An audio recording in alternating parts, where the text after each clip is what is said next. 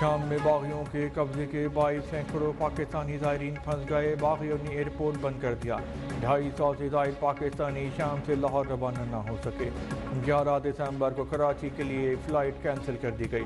وزیر خارجہ اسحاق ڈار کا ترکی کے وزیر خارجہ حکان فیدان سے ٹیلی فون پر رابطہ، پاکستانی شہریوں کی حفاظت کے لیے دونوں ممالک کے درمیان تعاون پر تبادلہ خیال۔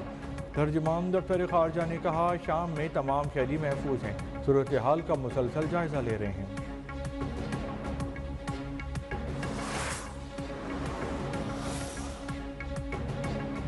شام کی سالمیت خود مختاری کا احترام کرتے ہیں، شام کے مستقبل کا اختیار صرف شام کے عوام کو ہے۔ ایرانی وزارت خارجہ کے ترجمان اسماعیل بقائی نے کہا کہ شام کے سیاسی تصفیے کے لیے عالمی میکینزم کی حمایت جاری رکھی جائے گی۔ سعودی حکام نے کہا کہ سعودی عرب خطے کے تمام اسٹیک ہولڈر سے رابطے میں ہے، ترکیہ اور صورتحال میں شامل تمام اسٹیک ہولڈر سے مستقل رابطہ ہے۔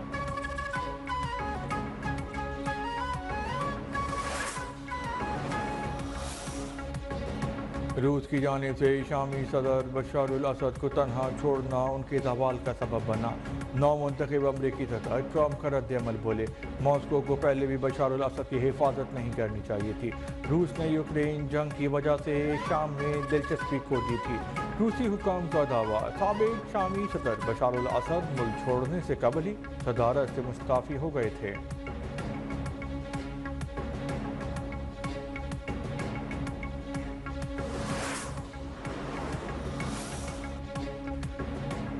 فرانس، جرمنی، برطانیہ کا بشار الاسد حکومت کے خاتمے کا خیر مقدم۔ فرانس کے صدر نے سوشل میڈیا پہ لکھا، آخرکار جاب ریاست گر گئی، غیر یقینی صورتحال میں شام کے عوام کو ان کی بہادری اور تحمل پر خراج تحسین پیش۔ جرمن چانسلر نے کہا کہ بشار الاسد حکومت کا خاتمہ اچھی خبر ہے۔ برطانیہ کے نائب وزیر اعظم بولے، اسد حکومت کے خاتمے اور پیش رفت کا خیر مقدم کرتے ہیں۔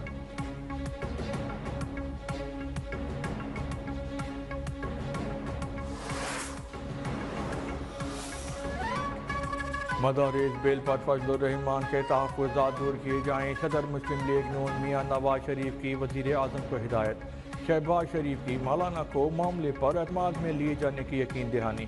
ملاقات میں 26 نومبر کے واقعات اور سول نافرمانی کی کال پر تبادلہ خیال، دونوں رہنماؤں نے اتفاق کیا، ملک کی سلامتی کو نقصان پہنچانے والوں کا محاسبہ کیا جائے گا، ملک کی ترقی کی راہ میں کسی کو رکاوٹ ڈالنے کی اجازت نہیں دیں گے۔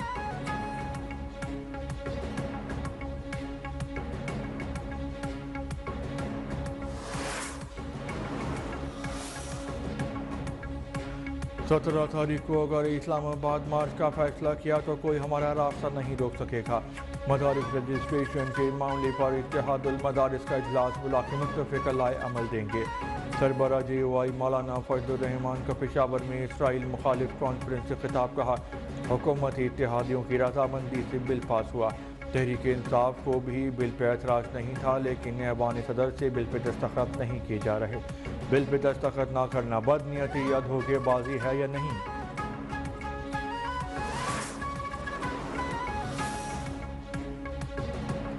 اگست 2019 کا اتحادی تنظیمات مدارس اور حکومت کو معاہدہ سامنے آ گیا۔ اتحادی تنظیمات نے مدارس کو وزارت تعلیم کے ساتھ منسلک کرنے کے معاہدے پہ دستخط کیے۔ معاہدہ PTI کے دوران حکومت میں وفاقی وزیر شفقت محمود نے کیا تھا۔ معاہدے میں تمام دینی مدارس کو وزارت تعلیم کے ساتھ رجسٹریشن کروانے کا پابند کیا گیا۔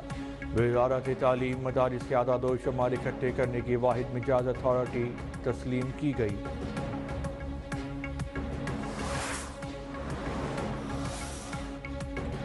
وزیر اعلیٰ پنجاب مریم نواز 8 روزہ سرکاری دورے پہ چین پہنچ گئیں، بیجنگ ایئرپورٹ پہنچنے پہ شاندار استقبال، کمیونسٹ پارٹی آف چائنا کے اعلیٰ سطح وفد سے ملاقات کی، کہا کہ پاک چین دوستی بلندی کی انتہا کی طرف گامزن ہے، چین کے اشتراک سے پنجاب کو اقتصادی اور معاشی بلندیوں پر لے جانا چاہتے ہیں۔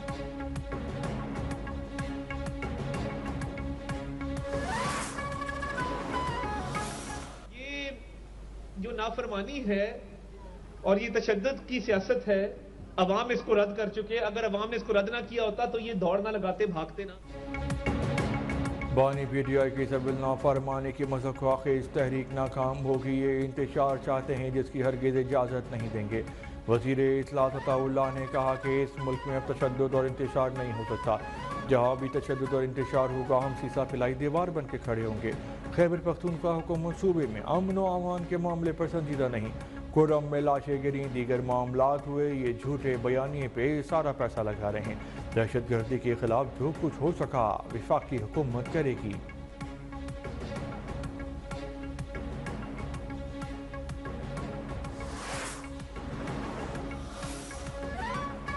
بانی پی ٹی آئی کی زندگی کو خطرات ہیں، ان کی جان پہ سیاست کی جا رہی ہے۔ سینیٹر فیصل واڈا کی ایم کیو ایم قیادت سے ملاقات کے بعد گفتگو، کہا بانی کی اہلیہ اور ہمواری مولا جٹ کی سیاست کر رہے ہیں۔ خیبر پختونخوا میں مولانا فضل الرحمان کا مینڈیٹ چوری ہوا، بانی پی ٹی آئی کے مینڈیٹ کو بھی تسلیم کرنا ہوگا۔ 26ویں آئینی ترمیم پر بھی سب کو ساتھ بیٹھنے کی ضرورت ہے۔ مصطفیٰ کمال بولے کہ سب کو جوڑنے اور ہم آہنگی کا کام بڑی سیاسی جماعتوں سے نہیں ہوا، یہ کام فیصل واڈا کر رہے ہیں۔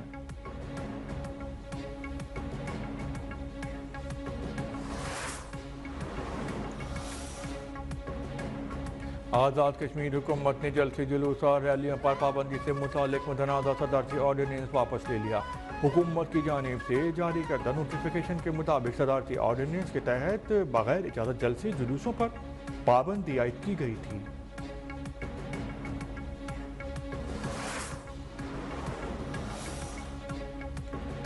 سندھ کے میڈیکل کالجوں میں داخلوں کے لیے آئی بی اے سکھر کے تحت ایم جی کیٹ ٹیسٹ 2 گھنٹے تاخیر سے ٹیسٹ کا آغاز ہوا۔ پیپرز کو سیل شدہ صندوقوں میں سیکیورٹی کے ساتھ امتحانی مراکز پہنچایا گیا۔ امیدواروں کی بائیو میٹرک تصدیق کی گئی۔ ٹیسٹ سینٹر میں طلباء کے لیے جگہ کم ہونے پر والدین کا تحفظات کا اظہار۔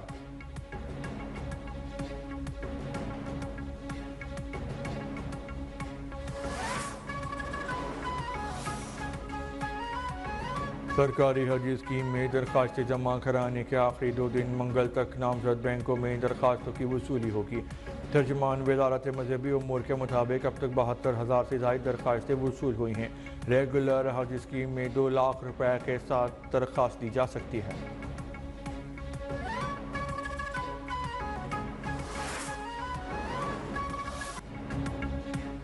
بالائی علاقوں میں خون جما دینے والی سردی کا راج، آزاد کشمیر، گلگت بلتستان، خیبر پختونخوا میں پہاڑ برف کے گالوں سے ڈھک گئے۔ اسلام آباد، راولپنڈی میں بھی جاڑا جوبن پہ، شمالی بلوچستان میں بھی کڑاکے کی سردی، کوئٹہ کی ہوائیں کراچی میں رنگ جمانے لگیں۔ آئندہ چند دن میں سردی کی شدت میں اضافے کی پیشگوئی، لاہور سمیت پنجاب میں اس موقع کی صورتحال بہتر، آئندہ 24 گھنٹوں میں بادل برسنے کا امکان ہے۔